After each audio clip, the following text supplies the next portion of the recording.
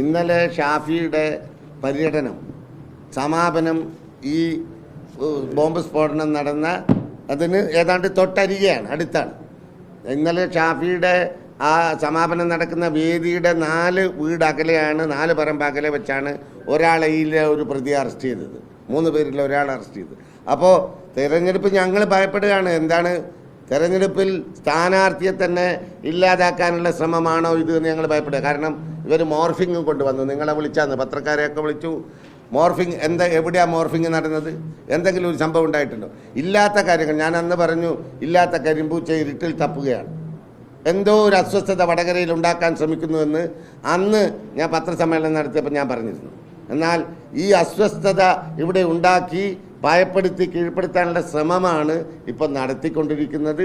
ഇത് അടിയന്തരമായി ഇതിനെതിരെ ശക്തമായ നിലപാട് പോലീസിൻ്റെ ഭാഗത്ത് നിന്ന് ഉണ്ടാകണം എന്ന് ഊന്നി ഞങ്ങൾ പറയുകയാണ്. കാരണം ഈ പാനൂരെ പൊളിറ്റിക്സിൽ നമ്മൾ കണ്ടെടുത്തോളം എത്ര കാലമായി എത്ര ആളുകളാണ് മരിച്ചു വീഴുന്നത്, അതിൻ്റെ ഒരു കണക്കെടുത്താൽ ഞെട്ടിപ്പോകും. എത്ര ആളുകളാണ് മരിച്ചു വീഴുന്നത്, പരിക്ക് പറ്റിയവർ വേറെ. അപ്പോൾ ഇത് അവസാനിപ്പിക്കാൻ ഈ തെരഞ്ഞെടുപ്പോടെ ഷാഫിയുടെ വരവോടെ ഇത് അവസാനിപ്പിക്കണം എന്നാണ് ഞങ്ങൾക്ക് പറയാനുള്ളത്. ഞങ്ങൾക്ക് ജനങ്ങളോട് ഞങ്ങളിത് ഉദ്ദേശിക്കുന്നത് ഇവിടുത്തെ ജനങ്ങളോട് ഈ സംവിധാനത്തെ, ഇതൊരു ജനാധിപത്യ രാജ്യമാണല്ലോ, എല്ലാ കാലവും ഇത് കുറേ ഗുണ്ടായിസം കാട്ടി ഗുണ്ടകൾ ഭരിക്കുന്ന ഒരു ഗോഡ് സോൺ കൺട്രി എന്ന് പറഞ്ഞാൽ ഇപ്പോൾ ബോംബ് സോൺ കൺട്രിയാക്കി മാറ്റുന്ന ഈ ഏർപ്പാടിനെ ജനങ്ങൾ അനുവദിക്കില്ല. റെയ്ഡ് ചെയ്യണം. എന്തടിസ്ഥാനത്തിൽ പാർട്ടിയാണ് ഇതിന് നേതൃത്വം കൊടുക്കുന്നത്. ഇപ്പോൾ ഇന്ന് നമ്മൾ മനസ്സിലാക്കുന്നത്, ഇന്ന് പാർട്ടിയുടെ നേതാക്കന്മാർ MLA ഉൾപ്പെടെ അവിടെ പോയിട്ടുണ്ട്, ആ വീട്ടിൽ പോയിട്ടുണ്ട്. സാധാരണ ഇത് എന്തിനു വേണ്ടിയാണ് ഈ ബോംബ് നിർമ്മാണം? ഈ ബോംബ് നിർമ്മാണം എന്തായിരുന്നാലും ഒരു ഗുണ്ടാ പ്രവർത്തനം എല്ലാവർക്കും അറിയാം. ഈ ഗുണ്ടകളെ വിസിറ്റ് ചെയ്യേണ്ട ആവശ്യം എന്താ ഉള്ളത് പാർട്ടിക്ക്? അപ്പോൾ അവരെ സംരക്ഷണം കൊടുക്കുന്നത് പാർട്ടി ഇതൊരു കൃഷിയായി നടത്തുകയാണ്. ബോംബ് കൃഷിയാണ്. ആ കൃഷി പാർട്ടി ഇതിപ്പോൾ 10 ഇന്നലെ പിടിച്ചില്ലേ, സ്റ്റീൽ ബോംബുകൾ പിടിച്ചില്ലേ?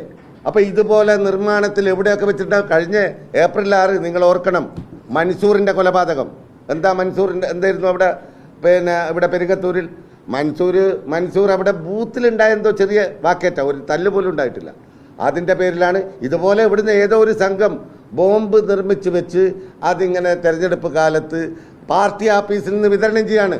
എന്നിട്ട് കാണിച്ചു കൊടുക്കാന്ന്. ഈ സാധുക്കളെ സംബന്ധിച്ചിടത്തോളം അവർക്കറിയില്ല ഈ ബോംബ് എറിയുന്ന ആളുകൾക്ക്. അവരുടെ കയ്യിൽ ഈ ബോംബും സ്റ്റീൽ ബോംബും ഒക്കെ വെച്ച് കൊടുത്ത് കടാരിയും മഴുവൊക്കെ വെച്ച് കൊടുത്തിട്ട് ചൂണ്ടിക്കാണിച്ചു കൊടുക്കുക. നടന്നു പോകുന്ന ആൾ അത് കോൺഗ്രസ്സുകാരൻ അവനെ കൊല്ലണം, അത് RMPIക്കാരൻ അവനെ കൊല്ലണം, ഇത് ലീഗുകാരൻ അവനെ കൊല്ലണം എന്ന് പറഞ്ഞൊരു ഗൂഢസംഘം ഇതിൻ്റെ പിന്നിൽ പ്രവർത്തിക്കുന്നുണ്ട്. അവരെയാണ് കണ്ടെത്തുന്നുണ്ട് ഇത്. അതുകൊണ്ടാണ് ചന്ദ്രശേഖരൻ്റെ കൊലപാതകത്തിൽ കൊന്നവരെയല്ല കൊല്ലിച്ചവരെയാണ് കണ്ടെത്തേണ്ടത് എന്ന് പറഞ്ഞത്. അന്നത് കണ്ടിരുന്നെങ്കിൽ ഇത് അവസാനിക്കുമായിരുന്നു, കൊല്ലിച്ചവരെ. ഇപ്പോഴും ഏതോ ഒരു സംഘം ഇതിൻ്റെ പിന്നിലുണ്ട്.